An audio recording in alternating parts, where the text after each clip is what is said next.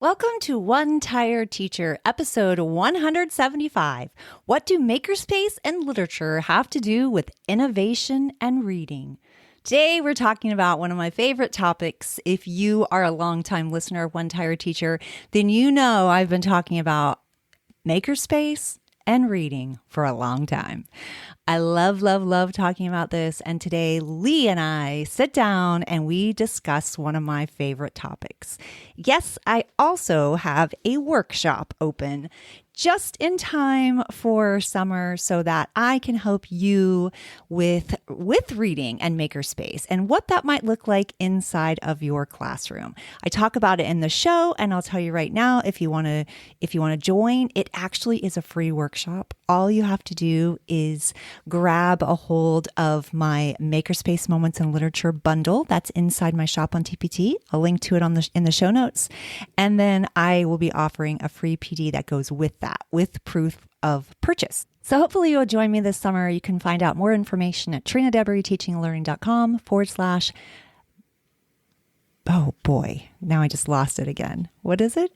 It is Summer Makerspace. trinadebreteachingandlearning.com/summer makerspace. So let's talk about innovation and reading. Hope you stick around.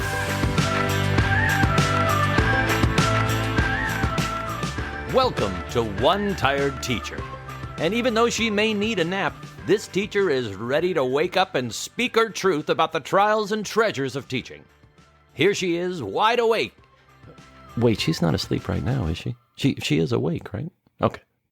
From Trina Debery Teaching and Learning, your host, Trina Debery.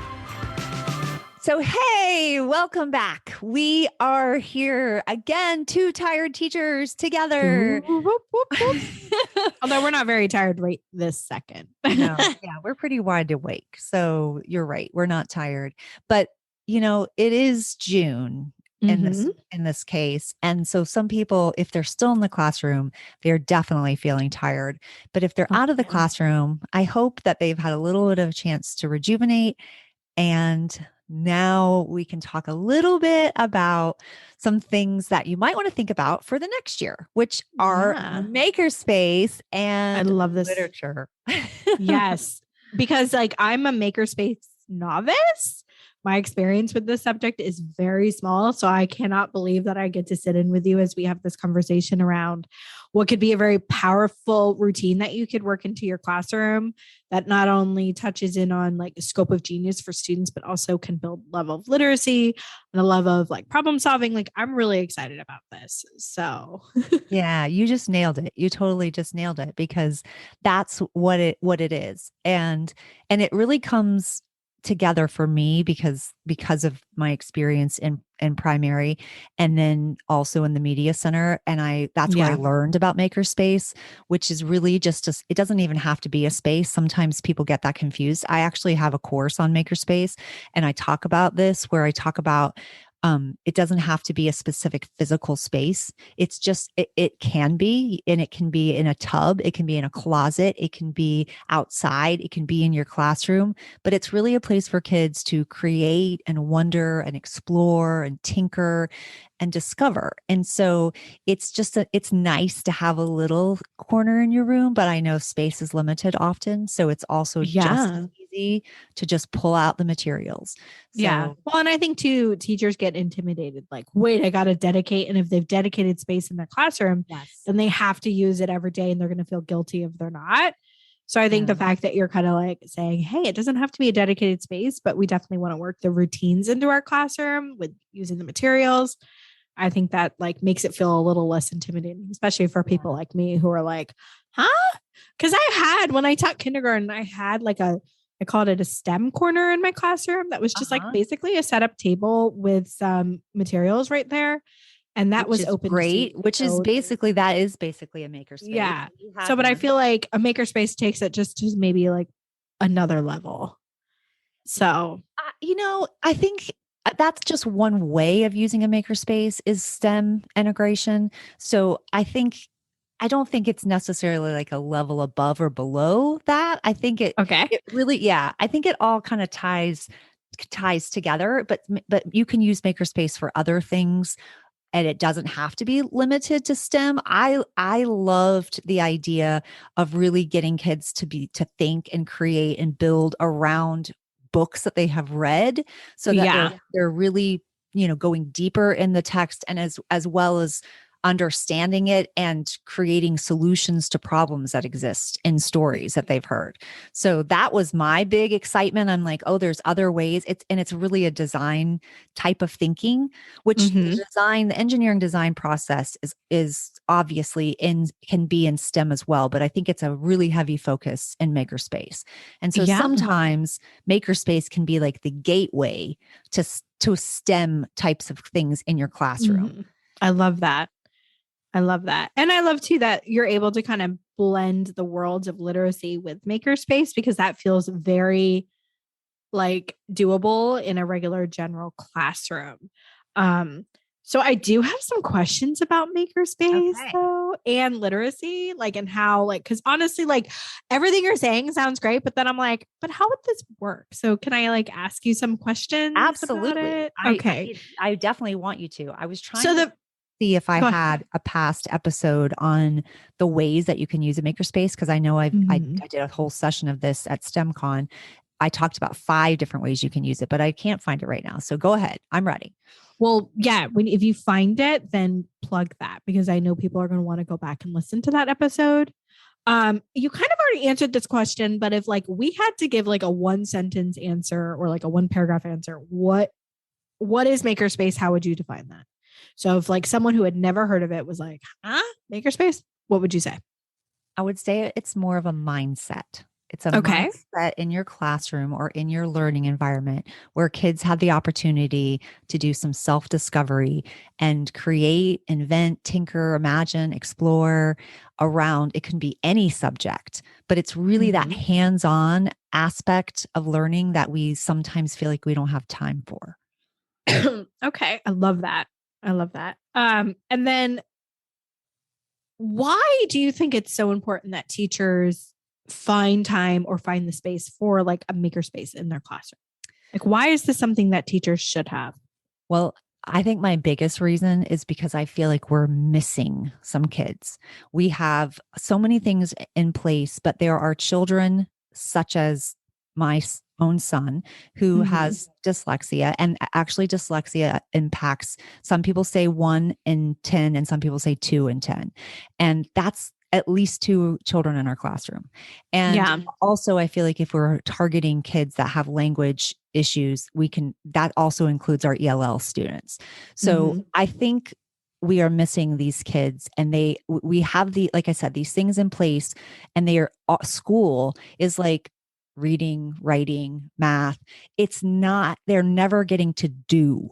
They're not getting to explore. They're not getting a chance to put their hands on something. And I think and a lot of kids are kinesthetic learners. So to be able to physically, when I taught kindergarten, it was so important that we didn't just talk about it. They don't know how to cut. We had to physically do it. And they learned so much like deeper when we were able and there to are kids that learn by moving. Like that's their multiple intelligence. Like they learn by moving and doing. And I don't think we have enough of that. I don't think we spend enough time doing that. And I think that really cuts out a lot of kids. I also feel like things like that, it encourages kids to be involved and participate and love it. Like it brings the love of learning back into our classrooms, where sometimes I feel like, read this, answer these questions. It's boring. Do this, do that. Yes. And I know people are like, I don't want to entertain them.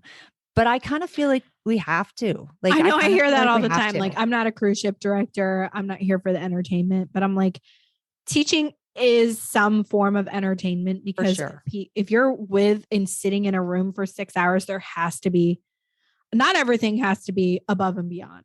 Absolutely not. But there has to be some. We're competing with TikTok, for goodness sake. Oh gosh, for real. YouTube, TikTok. Yeah. And so we have to take that seriously, because we're talking about digital natives.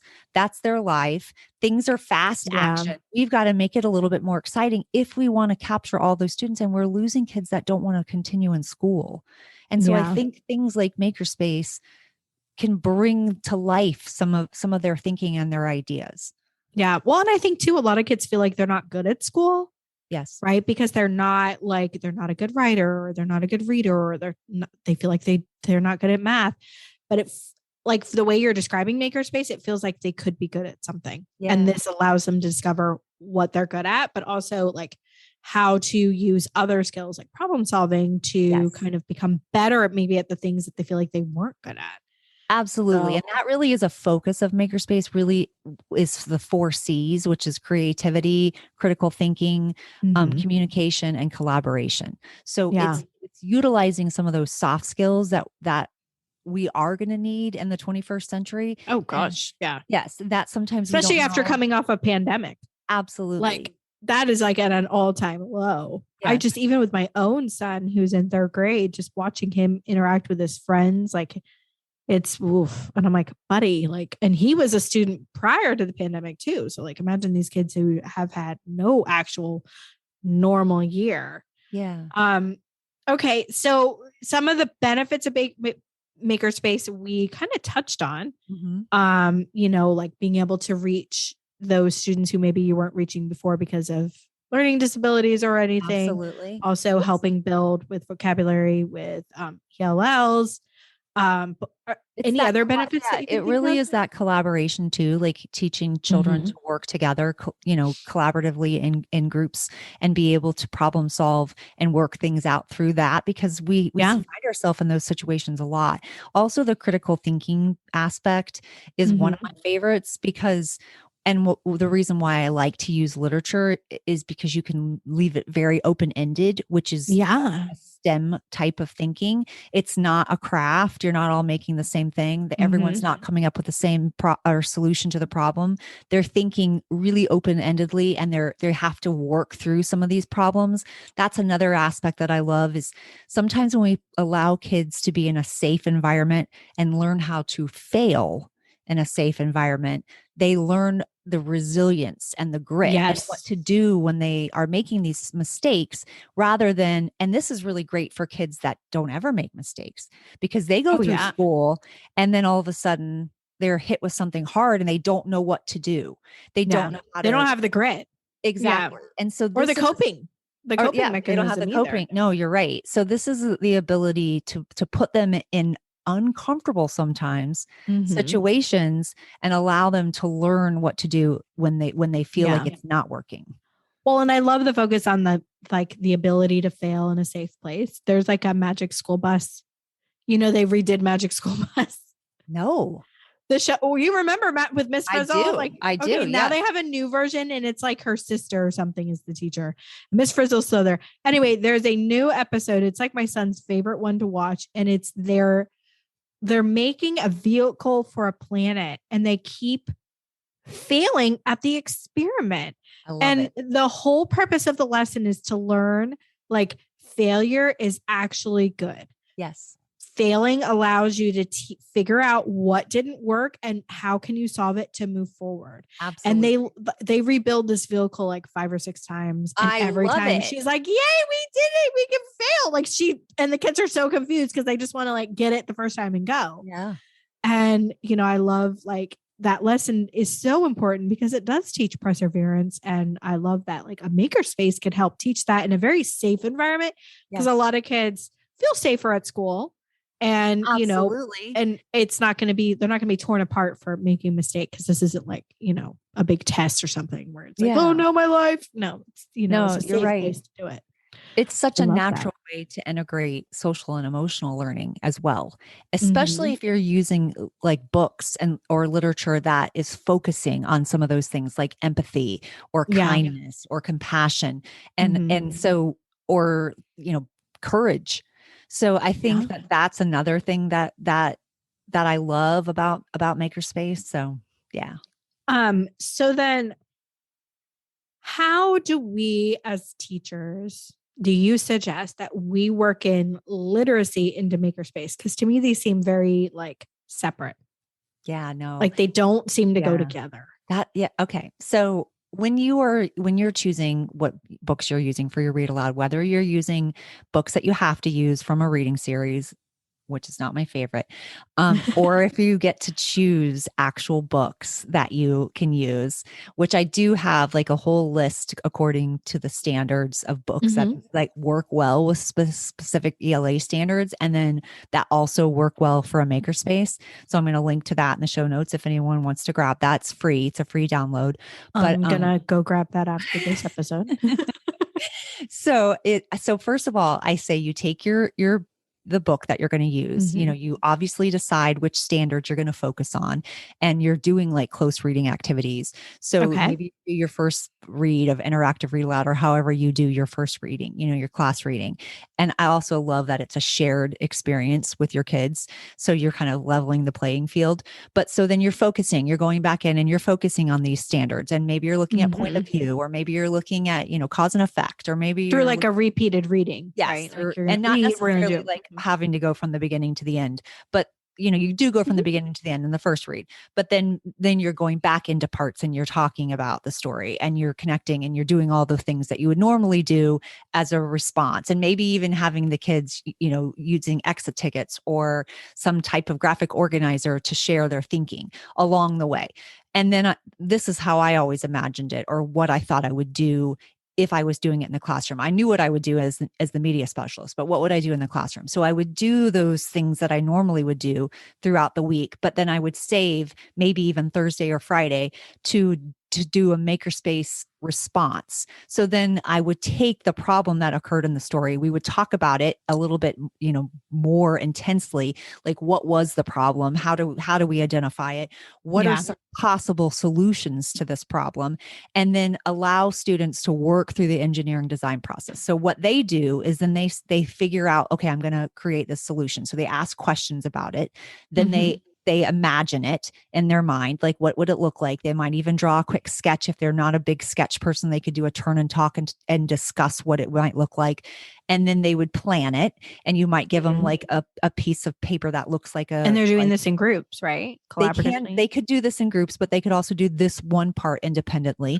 But they can definitely have conversation in a group, and then they're still individually accountable for their piece of it. So they would then plan it. And if they were planning in a group, that would be totally fine too. One thing that I like to do if they're playing in a group is to get those big pieces of chart paper. And I like to give every student, let's say it was a team of 4, like, you know, all number 1s get a black marker, all number 2s get a blue, all number 3s get a green. Oh, so some Kagan in there. Yeah. And I love Kagan. And all number 4s get red. Kagan. And then you can kind of see who is participating. Like, that's a great idea. Like the accountability piece, I think it's huge because you get a lot of hog and logs. That's why I love Kagan, because there is individual accountability and it's not just cooperative learning. It's actually, so that's why I like that. Yeah. But anyway, so then they plan it and then they actually create it. You actually allow them to do it. Then they have to test it. Like, you usually give them some kind of parameters. They have to test it. And then they're revising.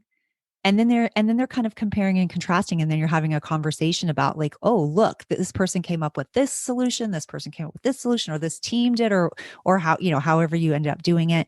But they have an opportunity to, like, you know, solve the problem, be creative, think critically. I love that too, because it feels very much like their solution and they're allowing to like take what they've read and kind of come to their own solution, instead of it being like there's only one right answer, right? Which is what happens if we just take a quiz. Like, if we read a story and then take a quiz, there's only one right answer. We didn't actually get to see like their depth of thinking, or how much they actually process that story, or what they're using as leverage from the book to actually solve the problem, you know? I love that.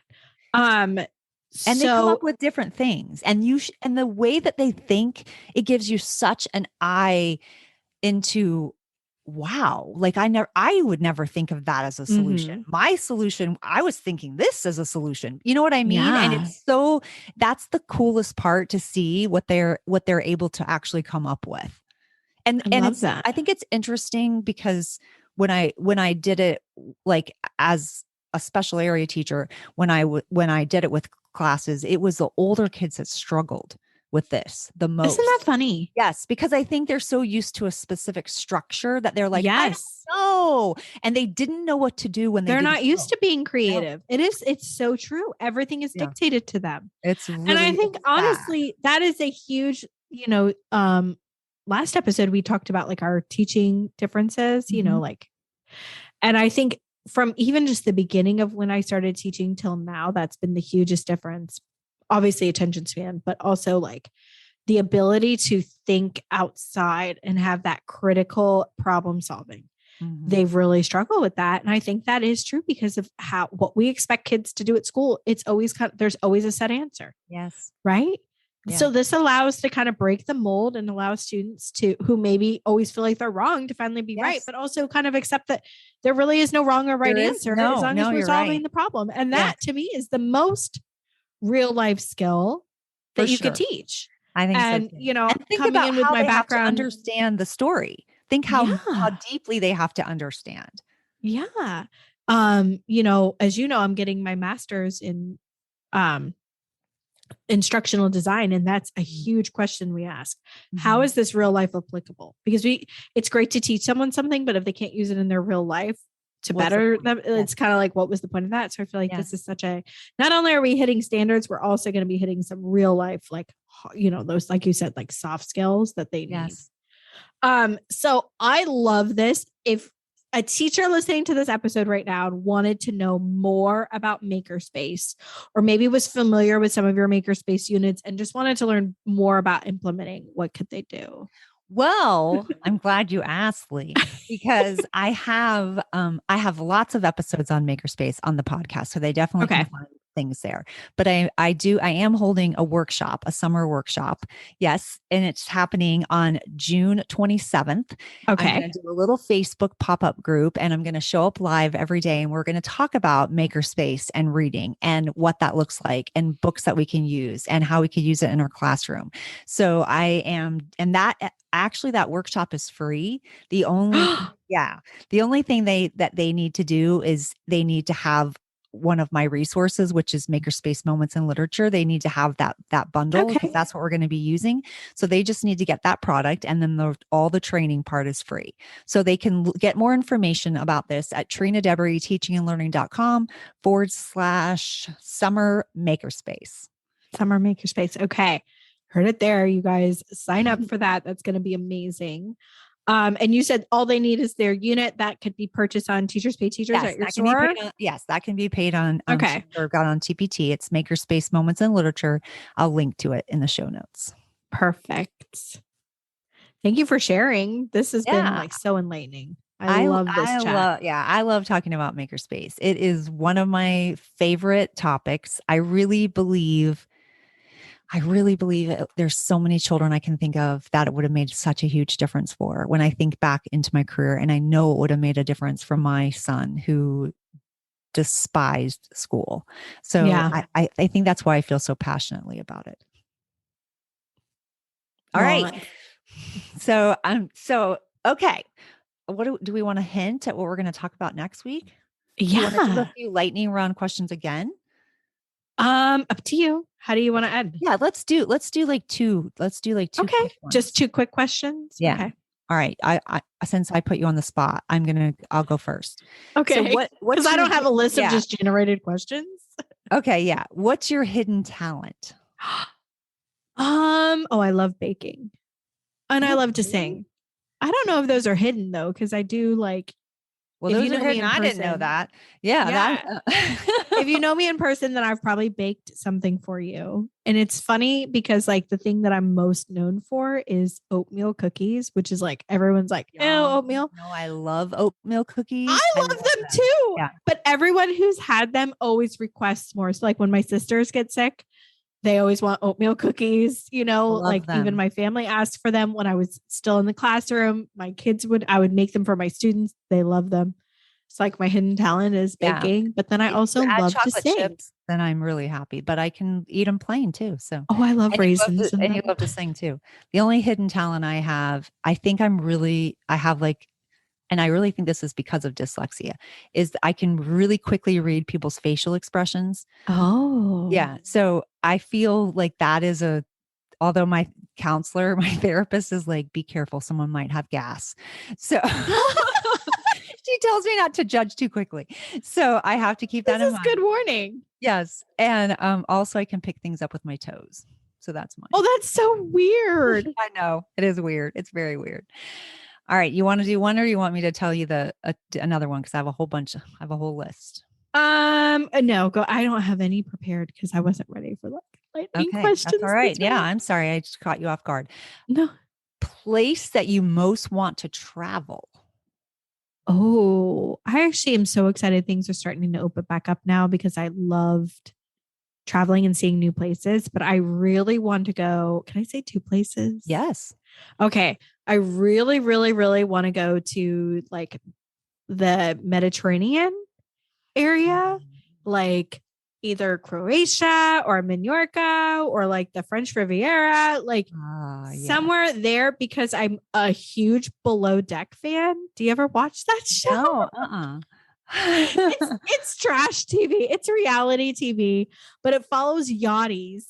And my favorite episodes are always the ones where they're in the Med, because it is gorgeous. So, and I've been to Europe, but I've never been to that part. So I want to go there. And then the other place I want to visit is the Grand Canyon. It's like such an iconic American place. Yeah. I've never been, and I want to go. No, I've never been either. I would like to do that. I definitely. Yeah. So where would you go then? Same. Australia. I don't think I could do the flight. I think it would be cool though. It would be really rough, and then while you're there, you have to go to New Zealand. So I'm like, yes, that whole, I'd like to do that. That's amazing. I love that one. Yeah, it's exciting. Oh, all right. I do. Okay. Go ahead. No, I was going to say, I have a question. Okay. Wait, did I already ask it? I did already. You did? Never mind. Okay. Nope. Well, Sorry. They can wait for the next week. So these 2 tired teachers are looking forward to a long summer nap.